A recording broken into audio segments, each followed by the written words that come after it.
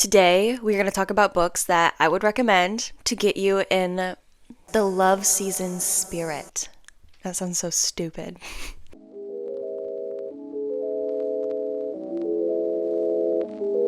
Today, we're going to talk about books that I would recommend to read to get you in the spirit for Valentine's Day.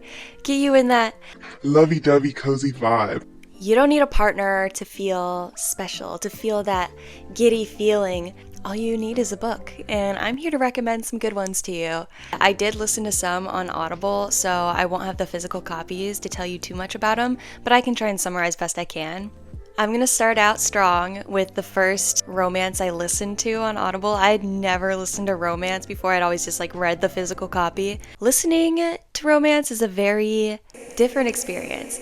This book was so cringy to listen to, but I could not turn it off because it's a really good book. I don't want to blame it all on the voice actors, but I mean, it was very ooh, this is very cringy to listen to. It follows Shay and Noah. Shay is a runaway bride. No.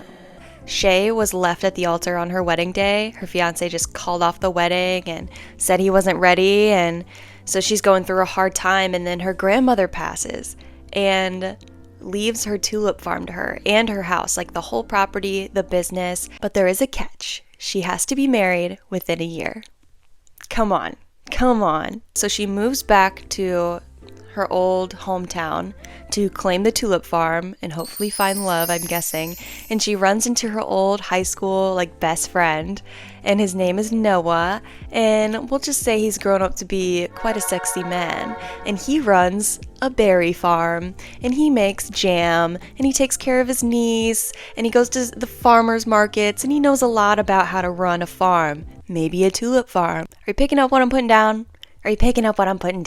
Yes. I was kicking my feet. I was so in. Shay, the main female character, she has this pink pastel hair. And I'm that is so that hair screams, I just got stood up on my wedding day. My fiance called off the wedding, so I dyed my hair pastel pink. I would totally have pastel pink hair if I could, but I can't because these dark locks are already turning white. I'm 25. Ouch. It's a small town romance. I'm a sucker for those. You're going to see pretty much every book I recommend is going to be some type of small town romance. Yeah, it was spicy. There were some quite spicy moments. Things that I considered to be might not be that bad. We'll just give it maybe a 3.5 out of 5 on the spice level. Highly recommend. Maybe don't listen to it, or do, if you want to experience that with me. You're welcome to. It's on Audible. 1 credit is all it takes. Oh yeah, and within a jam, marriage of convenience. Yay! Come on, let's do it. Love that trope. For the next book that I listened to, but you can easily find a physical copy of, was Practice Makes Perfect by Sarah Adams. You're going to hear me yap a lot about Sarah Adams in this video. I'm just sure of it. I just know. Practice Makes Perfect is part of the When in Rome series. It was so cute. Small town romance once again. It follows Annie and Will. Annie owns a flower shop, and Will is actually a bodyguard to her sister-in-law, who's a pop star.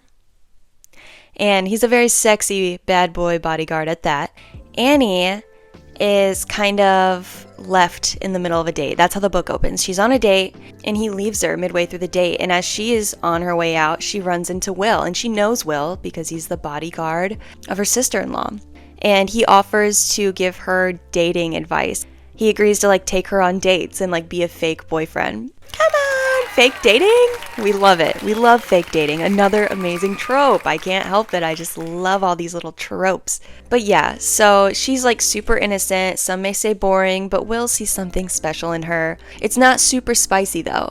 There's little to no spice in here. There's plenty of kissing and touching and holding one another, but the actual really not a lot at all, if any.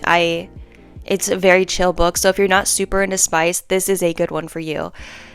But if you are into spice, I would not read it because the story is so cute. I could not stop smiling, and I listened to it, and it really wasn't that cringy. Maybe if it was around other people, I'd be I'll put the headphones in. Let's get into some physical books. The next book that I would recommend, this one's a little controversial. this one's a little weird, but if you like soap operas, if you like ridiculous love stories, ones that just make you roll your eyes and you're just craving that type of ridiculousness, this book right here, The Loner by Diana Palmer. This is such a strange book. I'm just gonna read you the back. Tanner Everett spends most of his time jet-setting around the world, but that hasn't stopped Stacia Bolton, the daughter of a neighboring rancher, from falling head over heels for him. So, Stacia is secretly thrilled when her father proposes linking the properties in matrimony, which means Tanner will be hers for good. Despite his worldly ways, Tanner can't help but be enthralled by the quiet girl next door.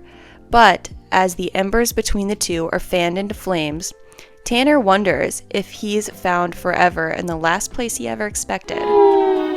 It's a weird one. Like, she is such a simp for this man, and he is so stupid for most of the book, but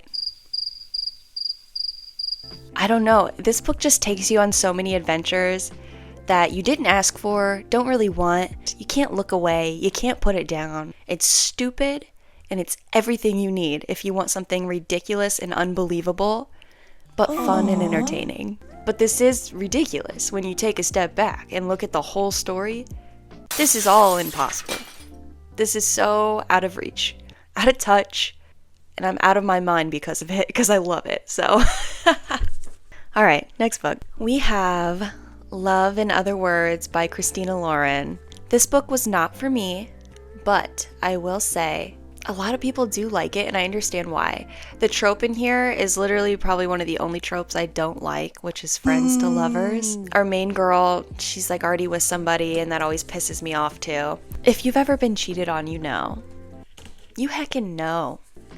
Yeah, Elliot and Macy have a past. They were together, childhood best friends, turned to lovers. They both love books, and there's a lot of backstory. This goes back and forth a lot in between like the past and the present, which I did really love about it. The cover's gorgeous. If this cover doesn't remind you of Valentine's Day, you're crazy. It is a really good book. I just don't like the trope. Just be with your childhood best friend, come on! You'll be fine. Don't you know you're the main character in a romance novel? Seriously? The ending did kind of make me mad, but it seems to not bother a lot of people, so it's okay. I still recommend. It's a book that I'll probably reread at some point in my life. These next two books are kind of like a double whammy, I'd say. A double whammy. B.K. Borison, she is my favorite author. We have two books from the Love Light Farm series, Mixed Signals and In the Weeds. In the Weeds came first, book 2. This is book 3. This is spring, this is summer. It's snowing right now. I love snow, but don't get me wrong, I'm excited for the warmer days. Evelyn St. James isn't the kind of woman you forget. Beckett Porter certainly has it. One incredible weekend in Maine, and he's officially a man distracted. He's not unfamiliar with hot and heavy flings, but Evie wove some sort of magic over him during their tumble in the sheets. He can't stop thinking about her laugh, her hand pressed flat against his chest, her smiling mouth on his neck. Oh. So when she suddenly appears on his farm as part of a social media contest, he is confused. He had no idea that the sweet and sexy woman he had met at a bar is actually a global phenomenon. When Evie disappears again, Beckett resolves to finally move on.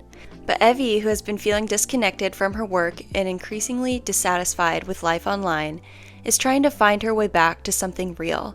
She returns to the last place she was happy, Lovelight Farms, and the tiny town of Inglewild, and it has absolutely nothing to do with the hot farmer she spent 2 unforgettable nights with. This is my favorite book in the series, I think. This is a close second, though. Truly, this one's really, really good, too. Layla Dupree has given up on love. She's waded through all the fish in the sea, each one more disappointing than the last. Apparently, owning the bakery at Inglewild's most romantic destination does not help one's love life, despite Layla's best efforts. All she wants is a partner who gives her butterflies, not someone who ghosts her at a dinner and leaves her with the check. Good thing Caleb Alvarez has the perfect solution. After saving Layla from another date gone bad, he has a simple proposition: 1 month of no strings dating. He'll do his best to renew her faith in men while she rates his romantic game. It's a win-win situation. All the benefits of dating without the added pressure of feelings and unmet expectations. But there's one ingredient they haven't considered. The chemistry between them is red hot, and the urge to take things to the next level is more tempting than Layla's mocha fudge brownies. Oh, mocha fudge brownies? Now let's get into what am I gonna read for Valentine's Day this year? What am I gonna read? And Sarah Adams is making another appearance here with The Enemy. This follows June and Ryan. She's a baker. He's a professional chef. It's kind of like enemies to lovers, I believe, which is my favorite trope of all time. I love enemies to lovers. June has always had a crush on Ryan. Ryan's always kind of held back a bit. And so she wants to show up and be like, yo, look at what you're missing. I'm sure he's missing a lot. I'm on June's side. Haven't read the book, but I'm on June's side. And yeah, that's going to be one of the books I'm reading. This one I just picked up at Meyer, Runaway Love by Melanie Harlow. Look. There's kisses all around. Oh, this is going to be weird. Yes, I'm a single dad who needs a nanny for the summer, but hiring the stranded runaway bride who shows up on my doorstep in a wedding gown with no references, no skills, and no experience, no one is that desperate. Except within 24 hours, down on her luck Veronica Stutton manages to charm my kids, my parents, and half the population of Cherry Tree Harbor into believing that she's perfect for the job. Sounds like a small town romance to me. And for me, it's not that I can't see the appeal. Those baby blue eyes, the endless legs, that mouth made for trouble. What? But I've got enough on my plate, raising 2 kids on my own and keeping the family business alive. I don't have time or the inclination to fall for an unspoken city girl. So I should have kept my hands to myself. Holding her in my arms was a big mistake. Even worse, spending the night together. She ignites a possessive fire in me that I'm finding hard to snuff out. But the worst part of all, growing attachment to one another, to her laugh, the scent of her skin, and the way her body wraps around mine in the dark. At the end of the summer, she'll be gone, and if I'm not careful, she might run away with my heart. I'm locked in. I'm excited to read this. Again, so cute. And then a couple of the books that I don't have necessarily. I don't have physically. One isn't even out yet. We'll just have Sarah Adams make another appearance. Beg, Borrow, or Steal. It follows Emily and Jack. And from what I understand, it's a workplace thing. I don't know. But it's enemies to lovers, work, rival, possibly small town. Should be fun. And then this last one I'm so excited for because it's BK Borison. She is releasing her first book of her new romance series, Heartstrings. It's called First Time Caller. It comes out on February 11th and it's inspired by Sleepless in Seattle. Come on. It's gonna be so good. It follows Aiden and Lucy. Aiden is a radio host and he helps people find love. And then Lucy is just kind of down on her luck, about ready to give up on love. And Aiden's like, let me help you. And they just might possibly fall in love with each other. I hope so. Yeah, I'm really excited to read that though. Comes out February 11th. I will be snatching it up. And I already know it's going to be so good. So, anywho, yeah. If you're feeling lonely, pick up a book. If you're not lonely, pick up a book. Let's read more books this year.